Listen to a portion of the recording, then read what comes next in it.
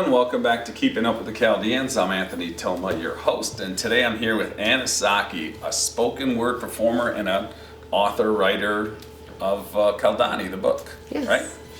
Tell us a little bit about you and explain to the audience what spoken word means. What a spoken word performer is. Oh, absolutely. Thank you so much for having me. Sure. Spoken word poetry is an art form that is theatrical with poetry. It involves a lot of metaphors, it involves a lot of rhythm, it involves a lot of movement too as well. But the number one component of spoken word poetry is passion. And I started performing spoken word poetry maybe around the age of 15, 16, when I realized how powerful words were in terms of evoking feelings. And that's the art form that I truly love to practice. Is through spoken word poetry, I get to make somebody feel a certain type of way about a topic, and whether that's good or bad, hopefully some sort of change comes from it. Change or awareness, or yeah. Exactly, awareness. Yeah. So you started, and what do you do? Like, what's a performance made up of? Wow.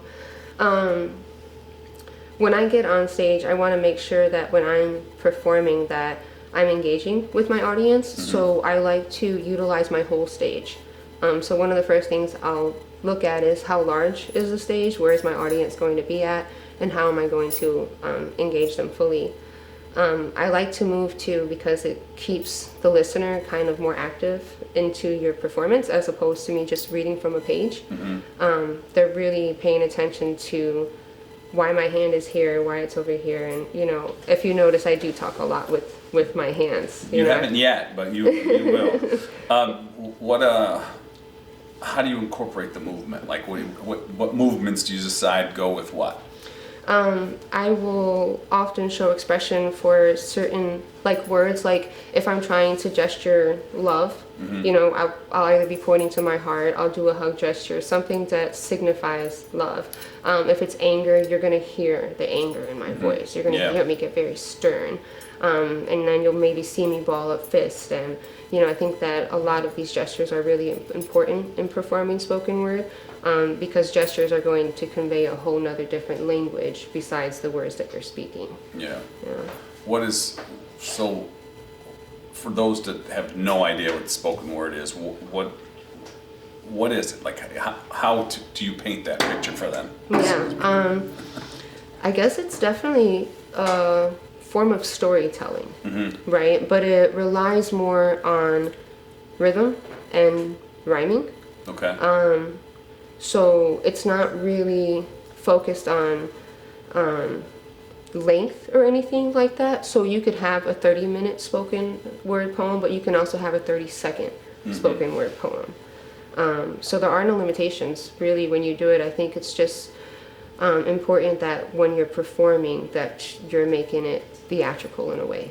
Gotcha. Yeah. So without putting you on the spot, can you perform a 30-second? Yeah, something pretty quick. Let's hear it. Metaphorically, I have reached a peak that has brought me to reality. I speak of literal things in a tone of extreme actuality. My culture originated from a land now blanketed with casualties. I live in a country where my background gives them a reason to dismantle me. They constantly badger me with a slick sense of tragedy, embedding into my mind that my life is not worth more than half of me.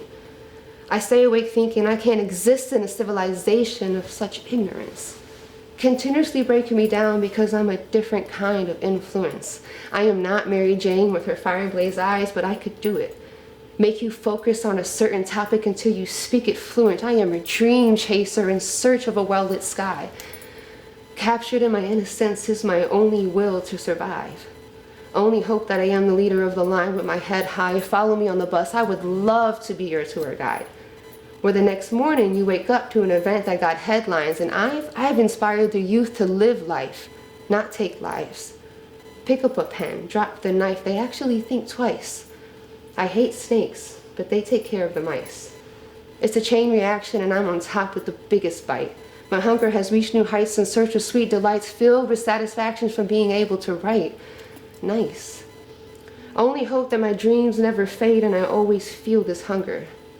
If the cravings stop, then please lead me to my slumber. Under. Wow. And normally you would hear snaps. Yeah, we can do snaps too. That was awesome. Thank you. That's very deep, and you know, you talked about where you came from, and maybe we can segue into the book, and you can talk a little bit about the book. Yeah, a really important reason why I wrote the book is because I felt like as a Chaldean American, the Chaldean was disappearing and the American was really taking over. And I felt like my identity was being stripped from me because no one wanted to, or maybe no one was actually active in recording who I was, right? So I took it upon myself to document what it means to be Chaldean.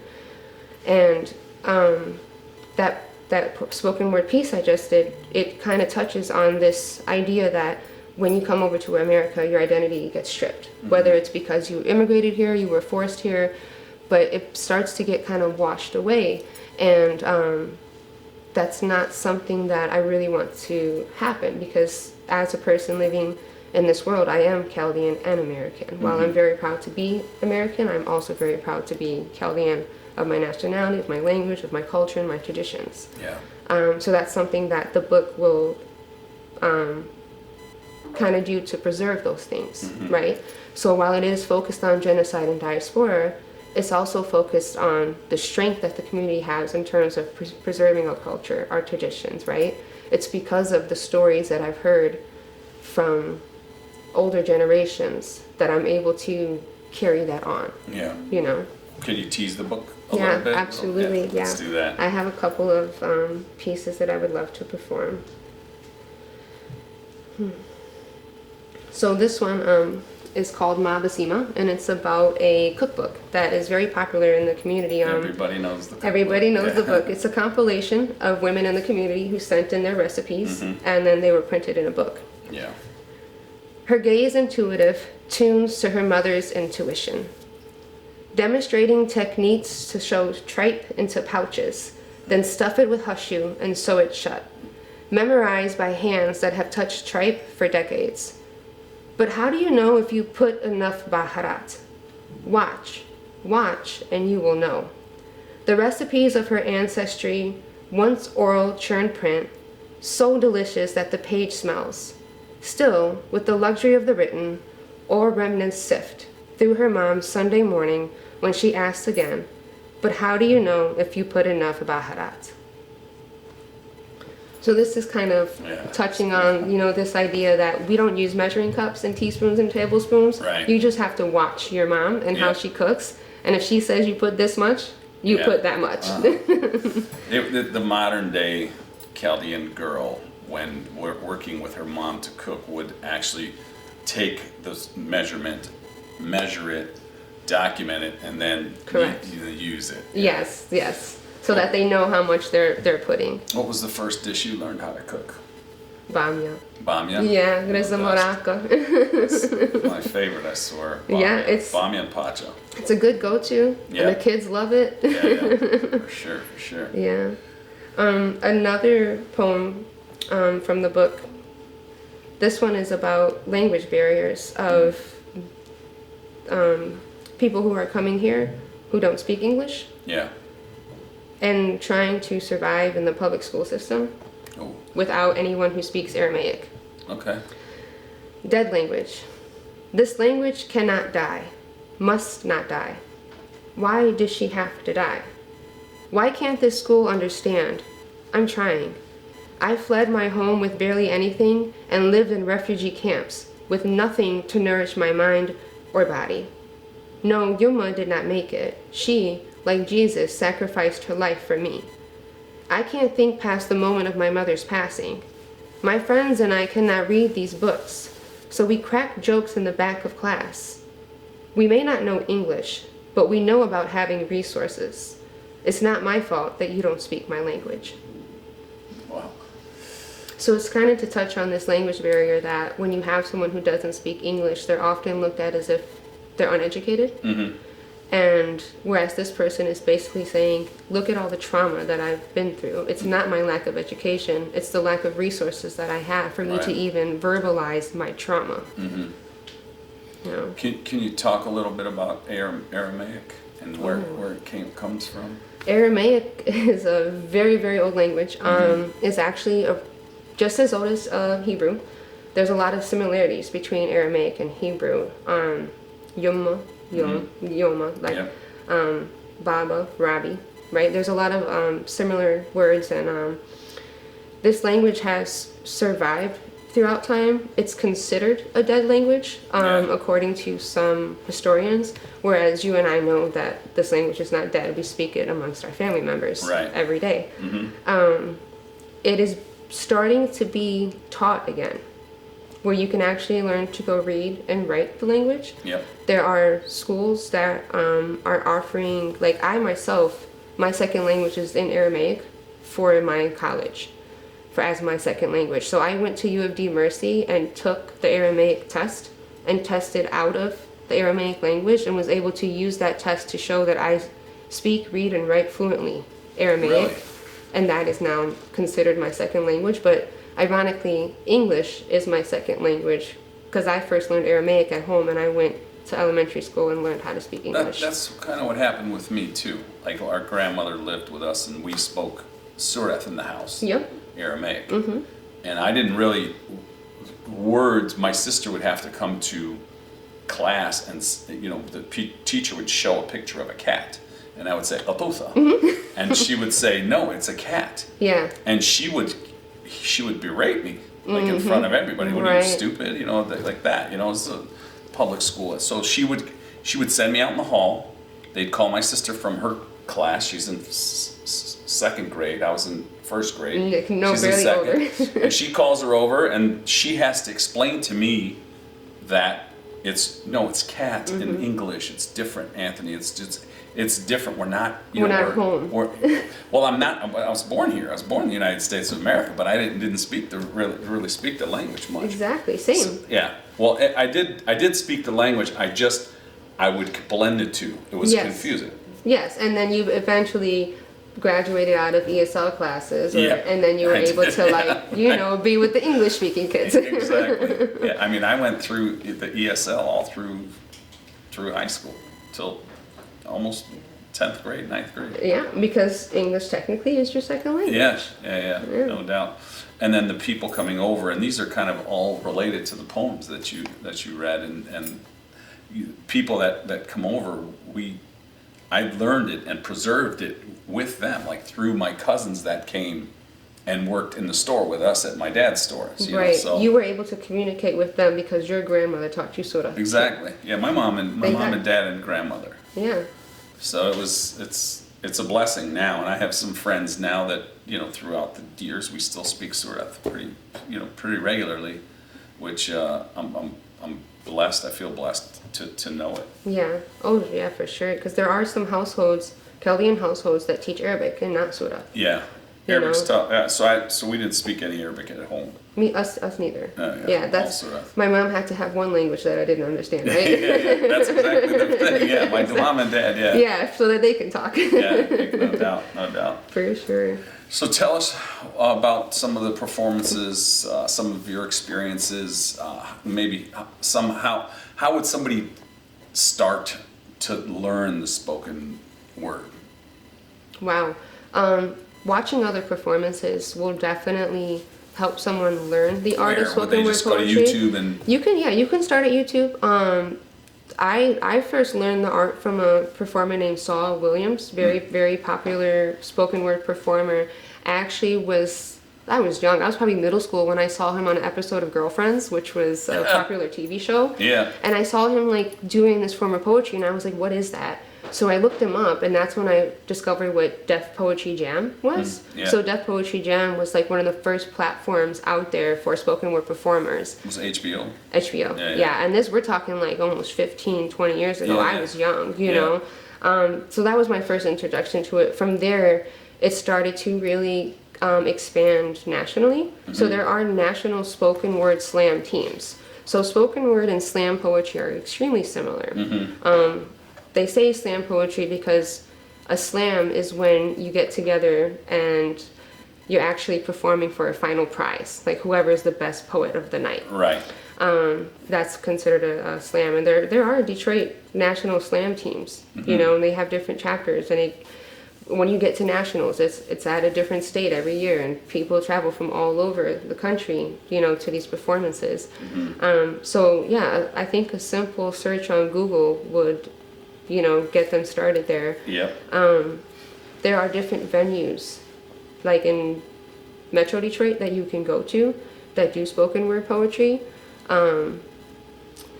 Detroit Shipping Company is one of them. Nandi's Knowledge Cafe is another one. There's a place in Ann Arbor too, I don't know the name of it, but it's close to campus, close to U of M campus, where they do like spoken word open mic nights. And yeah, just kind of immersing yourself in the art form and just watching people do it will be the best way to kind of understand how it's done, you know? Yeah. Well, do you remember your first time Yeah. jumping on stage? Actually my first time doing spoken word poetry was Sound of the Soul Poetry Slam that was sponsored by Mother of God Church. Oh, really? Yeah, and there were different Where at? Chaldeans. They the first Was it at Mother one of they God? did it in the hall. Oh, wow. The second one they did it at the Royal Oak Music Theater. Okay. Why was that lost? Why did? The person who was organizing it, I think, just kind of started to develop more in her career, and then. Do you remember who she was? That's a tough one. The name is at the tip of my tongue, but I can't just pull it out right now. If I remember it, I'll definitely, you know, All right, give for it sure. out. But Please do. I know that she's working with Quicken and in a marketing department, so it's very demanding, you know, of her right now. But yeah, she you know, started this, and I think it went on for 3 years. Wow. That they did it. So that was like my first What ever years was slam. that? What year was this? 2008. Okay. Yeah, Okay. maybe even 2006. All I right. think I might have still been in high school. I remember like doing the like Do you remember this like topic? you had to perform before they actually chose you. Yeah. So like I remember leaving from the wave pool and like telling my brother, you have to get me there. Like you have to get me there right now, otherwise I'm not going to be able to be in the show. Yeah. So I get there, I'm late, and I'm telling him like I'm so sorry that I'm late, and I perform this poem called Peace. And then after, the judges are silent, like silent, and then they're like, okay, you're in. And then that was it, Yeah. right? So then we go through the whole like, you know, slam and everything, everybody performs, I end up winning. Oh. And then at the end, they come up and they tell me, we knew you were gonna win from like the beginning. interview. Yeah. They're like, we were crying when you did your first poem. Wow. And I was like, wow, that's the ultimate thank you, or the ultimate, Yeah, it's for like sure. somebody is showing emotion like that. Yep. But I think that kind of sparked a lot for me, right? Is that first slam For sure. sparked a lot, you know, and I just kind of took off from there. Yeah. I enjoy performance, but I enjoy people, and I enjoy knowing that I've done something to maybe help someone see things differently, Yeah. or maybe just feel something differently, maybe feel more loved, feel more cared about, or just like you said, make them more aware of that others who may not look like them are just as human as they are. Of course, yeah. So the other contestants, how many people were you up against back then? 10. 10. There was 10 people. 5 were eliminated from the first round. Then you get down to those 5. Then another 2 were eliminated from the second round, and then the top 3 performed. And did you feel like they were better than you or equal? Oh, they were good. They were good. They were good. Yeah. Oh yeah. Do you remember what their go-to was, or their strongest performance was about? One gentleman, he performed a poem about what was it? Murder, like somebody being murdered, like back home. Oh wow. Another guy, he was just extremely like his performance skills. he was so talented. I remember watching his skills and saying to myself, I'm going to use that, I'm going to use that, I'm going to use that. Oh, nice. Because I could tell that he had a lot more experience doing spoken word poetry. Yeah. And I was only just now being introduced to it, Mm-hmm. you know? So I looked up, I remember his name, it was Brent Hermes. Brent and Hermes? Yeah, Brent Hermes. Okay. And I think he still performs Really? spoken word poetry. Extremely talented. Gotta look him Very up. talented writer, very talented performer. Yeah, and I remember like just being like, I want to learn more, like more techniques like that. Yeah. Very, And very yeah, cool. I did a It's a poem shame about, that they got away from us. Yeah, I would love to bring something like that back. I know that the Chaldean Community Foundation does like a talent show, like a yearly talent show. Yeah. But to have something focused more on writing, Yeah. I think, and poetry would be really nice. There's a lot of writers. I mean, folk stories is all written in throughout our history, you know. That's how they told the history of our culture and our traditions, was through folk songs. Yeah. I know your grandma probably sang a couple folk songs with her friends around you. Yeah. Yeah. She was a character. Yeah. For My sure. mom, she does charter buses. So the ladies, they get on and they do this like style of rapping. Yeah, yeah. You know, it's so cool. Yeah, for sure. But it stems there, you know. Poetry comes from rhythm, it comes from metaphors, and Aramaic language is so metaphorical, you know. Mm-hmm. We don't say bathroom, we say house of water. Yeah, Beth Maya. What is your I don't know, what is your vision with all of this? Like, what are you hoping for, like, with while you perform or when you perform?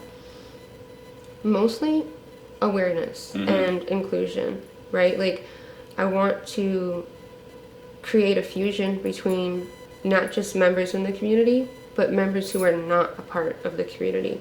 So people who are not Chaldean, I want them to be able to know what it means to be Chaldean, to know the history, to know the culture, and being able to do that on a platform like spoken word poetry, which is recognized nationally. Yeah. It's an art form that people know about and understand. I think that doing it that way will kind of help bring Chaldeans to the front page in a way, because we haven't really had that sort of view on us yet. Right. You know, sure, here in Metro Detroit, everybody knows What who Chaldeans is. are, Yeah. but step outside of this state and people are looking at you like, what? Yeah. What are you talking about? Yeah, for sure. Who are some of your like the people that you look up to in or want to emulate in the spoken word community? I wouldn't say that there's just one person, you know, but some of my influences, like poetry-wise, and especially voice-wise, Maya Angelou, how she was able to eloquently and but also stern, like her voice and the way that she performed was so stern and so matter-of-fact and confident, right? But also very eloquent and graceful. Yeah. Something that is, I think, universally received well. You know, I would love to emulate that, you know, through my performances, to just show that I'm a confident performer, I'm a strong person, but also very open-minded, very caring and understanding, and wanting to create a peace. Yeah. Right. For sure. Can you give us a more spoken word? Like, do you have more that you can perform? When was your last performance? How about that? My last spoken word performance was for the car group Stellantis. Actually, they had a Day of the Girl event that they were celebrating their women's group. So they had a women's group to kind of empower women in leadership positions within the Stellantis group. So they asked me to write a piece specifically designed for them. Yep. And then perform it. So that was my last actual time on a stage performing, which was phenomenal, a fun experience. A woman named Teresa Thiel reached out to me. She's Chaldean, married to an American man. She found me on YouTube and just started following me. And then when she had this event, she thought this person would be perfect. Nice. And reached out to me. Yeah, and that was really a nice connection. You know. So who are some of the who are some of the women you look up to in the world? My mother. Yeah, Of course. You want to shout her out? Yeah, my mother, Bahira Esshaki, daughter of Hasina Kalabat and Essu Kalabat. Also, my grandmother was a phenomenal woman. When she first came over to this country in Sacred Heart in Detroit, she helped start the Sacred Heart group for women, the prayer group, and because she herself knew all the prayers in Aramaic, Wow. so she was able to teach those prayers to a lot of other women. And I think because of having these two strong women in my life as guidance and leaders, it really helped me be able to like step out into the world like on my own. Yeah. Let's see, other women that I look up to. I have a lot of friends that are like really on it. One of my best friends, Jessica Ali, she is phenomenal in terms of community development, artist development. She has helped start 2 nonprofits herself. Nice. And when it comes, what do they focus on? What are these nonprofits about? she's focused. They're all artist based, and it's focused on providing spaces for artists to be able to create. So whether that means housing, whether that means artistic space, they're really focused on getting the resources to artists that they need Nice. to, develop their skills, which is amazing. A lot of people don't think about that. Yeah. They're like, oh, here's some art supplies, create something. And it's like, oh, I need space to do that. I need time to do that. Right. And I need housing to do that, right? Yeah. So that's something that I really look up to her for, because I think reaching out to someone like that, if we all did something like that, then maybe people wouldn't have such a hard time trying to get through life, if we decided to help each other more, I think that's what I want my poetry to do as well, is to kind of help people, like cure us in a way. So you mentioned a YouTube channel. What's the name of the YouTube channel? So my YouTube is, I haven't put anything new on there, but it's Esshaki Entertainment. So youtube.com/Esshaki Entertainment. And there's a few performances on there from like maybe 10 years ago, where I was like really starting to try and get my name out there. I was performing a lot of different open mics. I was trying to develop more like online content. And yeah, I'm pretty sure there's a piece still on there where it was a very windy, cold night, and I was determined to like do this spoken word poem in front of the GM building off of like the river. And like you just hear wind in the audio, but you can hear me. It's a good piece. All right. So what is the progression for a spoken word artist to and I know like just the message is the success, right? But so what is the progression to consider someone successful? There are a few people who travel and do spoken word performances, like not just nationally but around the world. So I think ultimately my goal is with my spoken word poetry is to get to a point where I'm not just traveling and performing pieces that I've written for myself or pieces that I've written just out of like my own time to sit down, but working with groups of people who may want to convey a message and do it through the form of spoken word poetry, which is what I did with Stellantis. Is I spoke a lot with Teresa in terms of how they wanted it to be portrayed, what they wanted to be portrayed in the poem, and what types of things and topics they wanted me to cover. And I just kind of want to show people that whether it's community outreach within companies, even companies like major corporations like just Apple or big companies, with their community outreach, you can use spoken word poetry to really reach to the hearts of your employees. And you can focus on specific topics, whether that's fair wages, in the workplace, or not sexually harassing your coworkers, just certain topics that you want to focus on. I want to be able to do that and travel and show that with spoken word poetry, you can really evoke emotions and feelings and heartstrings of people to maybe get them to be more aware of the things they're doing, or be more aware of what other people's lives are like. Right. Oh, that's beautiful. So it sounds like you put a lot of thought into this final question, and it's kind of funny because we ask it at the close of every episode is, what does it mean to you to be Chaldean? Wow. That's the actual closing question. Wow. In every show, yeah. That's amazing. Yeah. Wow. So to me, to be Chaldean, it's a history that's so full and so rich. We have our own language, we have our own food, we have our own clothing, we have our own traditions.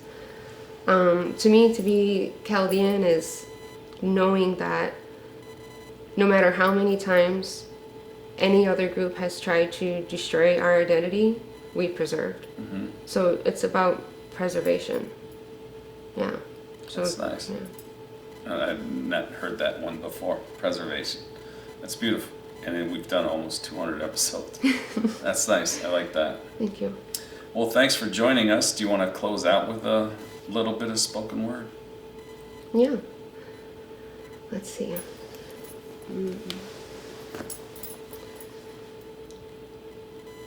I hope I can remember all of this one, but let's go. This is a poem called Peace. No one's going to know if you ad-lib a little bit. Profoundly I speak for the world to open the doors and bury the lies. Realize life is a being, born to live and eventually die. Hatred crosses the nation in a glimpse of an eye to burial grounds that whisper wisdom in the midst of the nights. War is of sight as long as man is willing to fight, and glory is spoken of as if it has lost its light. The world crumbles as quickly as it turns, and we are chickens to our dreams, slowly roasting to burn. That little flame we lit in resemblance of our yearn now joins the flame consuming our very right to learn. We speak of a peace and pay no attention to its worth. I'm beginning to wonder if there is such thing as peace on earth. The only true beauty in this world is birth, a new beginning with no past to sum your worth. Every step taken is a foot in the dirt. Hidden in the meadows is where it sleeps and lurks, spoken of vaguely because it's never put first until the pressure builds up and the top bursts. I'm screaming to the world, I'm going to live my dream, finally realizing it is my true peace. Beautiful. Thank you. Thank you. Do a little bit of this. All right, well, thanks for joining us and blessing us with your spoken word. Thanks for tuning in, everyone. We're signing off.